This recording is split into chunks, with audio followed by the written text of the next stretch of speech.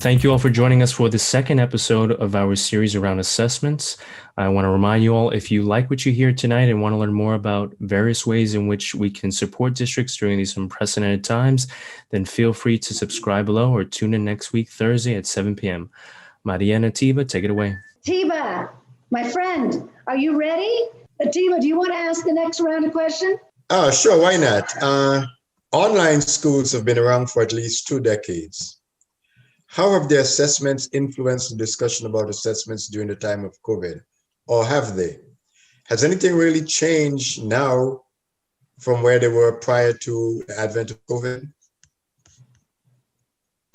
So unless they are public schools sponsored by a district or part of a district, if they're private schools, we don't know anything about how they're performing because they're not beholden to the federal standards, assessment and accountability requirements.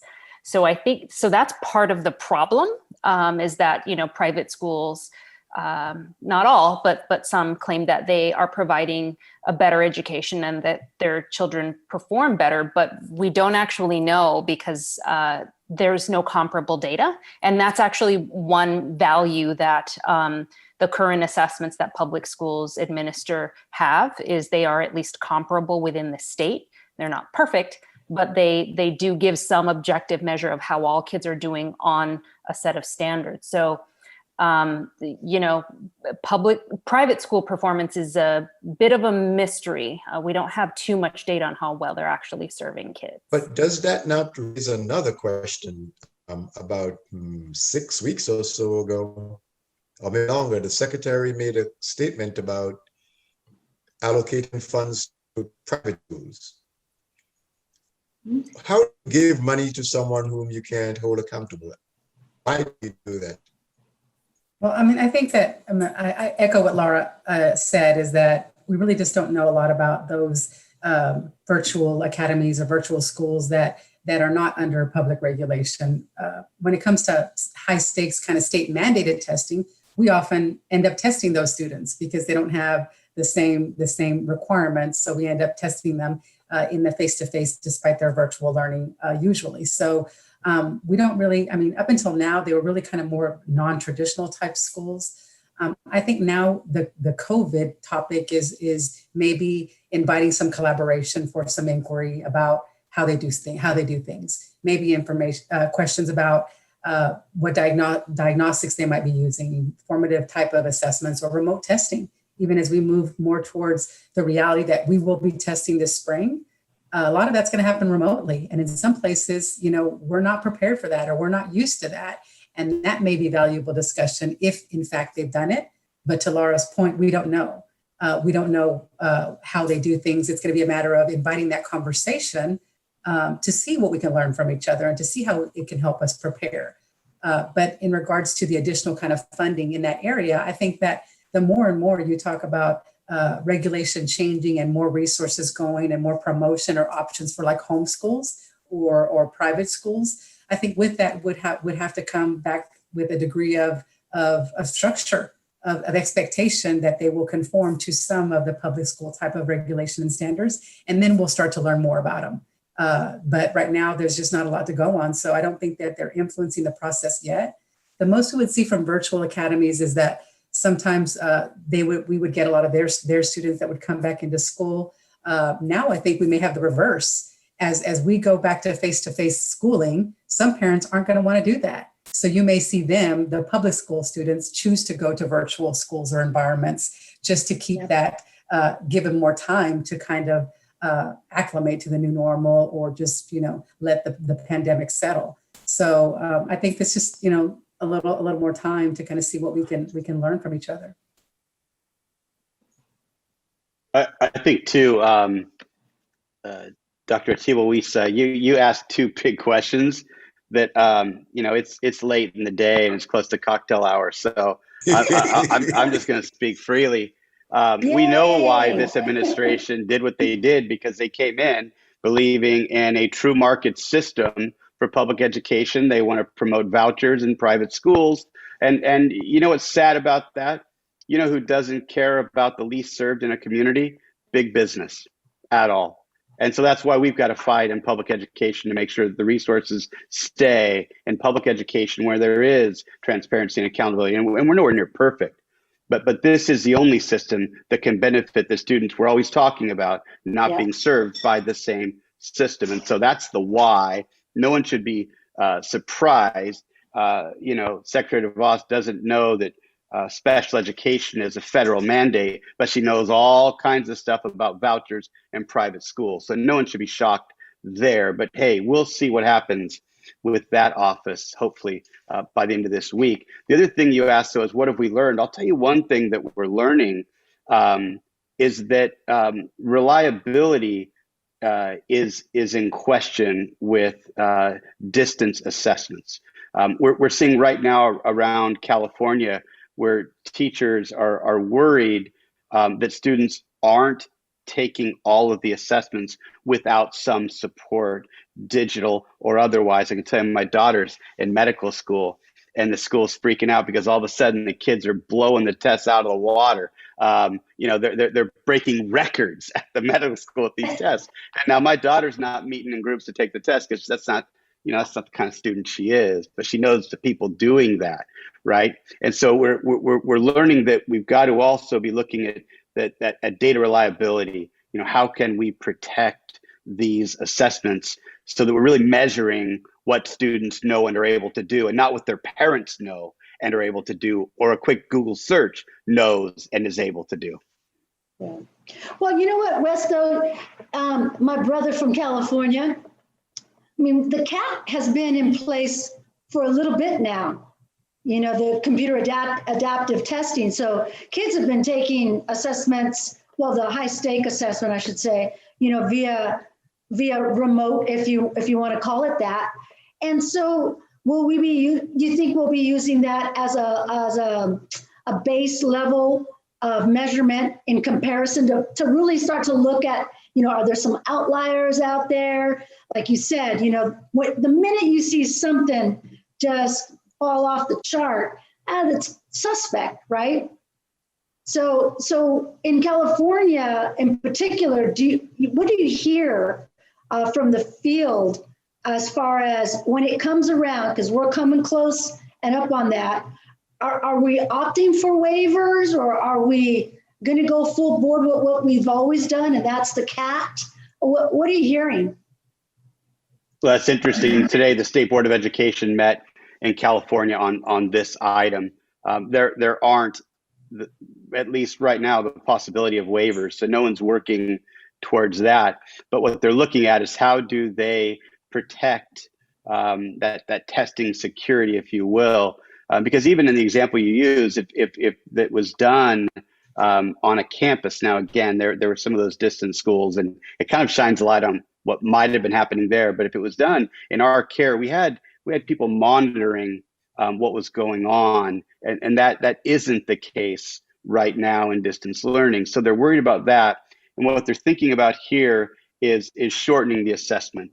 So focusing on some essential standards, shortening the assessment, because I'll tell you, I don't know how it is in other states, but in California, students are not getting the amount of instruction they were getting, daily synchronous instruction, not in time and not in quality, right? And so they get that. So they're saying, hey, let's shorten this test.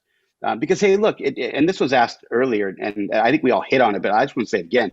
If we're about equity, we've got to be progress monitoring. We've got to see where our students are in comparison to the expectation and other student groups. We've got to be doing that, right? So we have to do these assessments. It's how we use them and how we apply them that's a trick. But that's how we're doing it in California. We're not looking for a waiver right now, looking at shortening the assessment to some essential standards. And, this was brought up at the state board meeting today. I thought it was funny. Someone said, well, if that's true now, maybe that's true after COVID too, that we focus on some essential standards, take less time testing and more time intervening with the test data, right? So we'll see.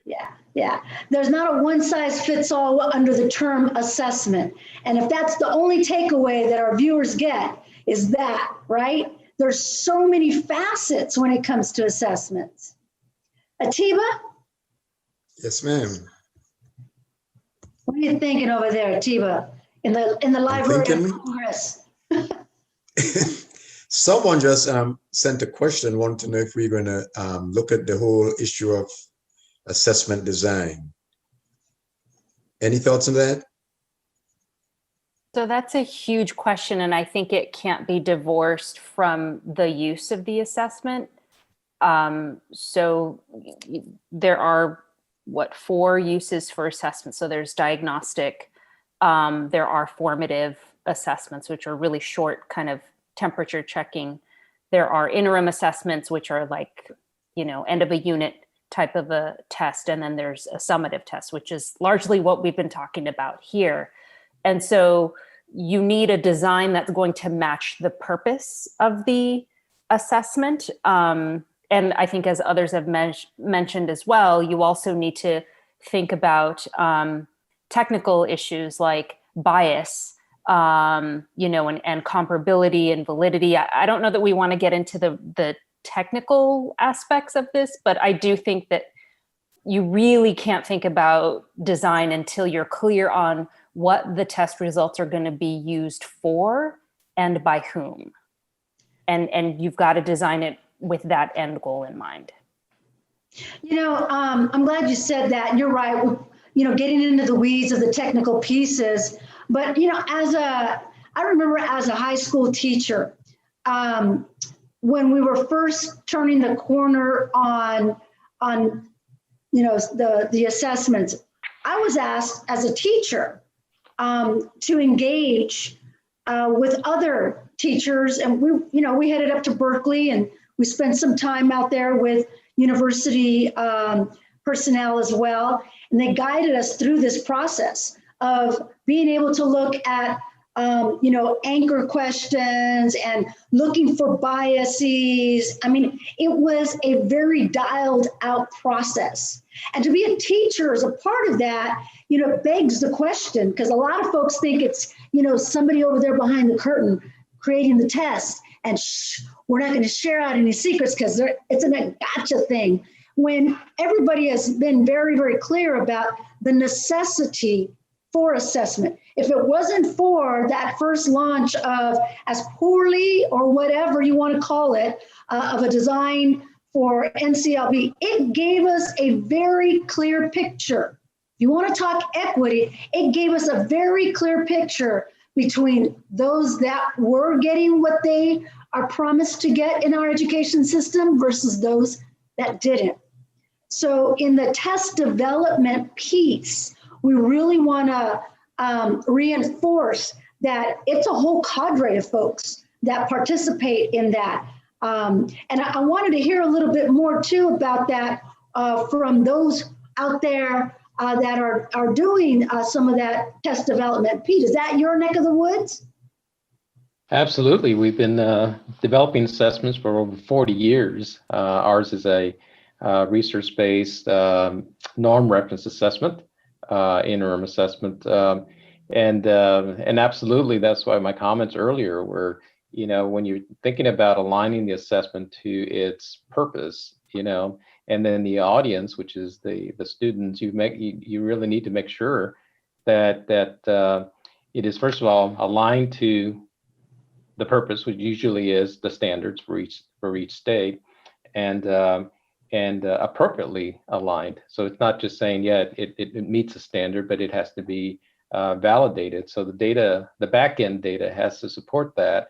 And if you're in the world of assessment, you know that there's a whole lot of statistical information about each specific test item. Is it performing as it should? Is it measuring what it should?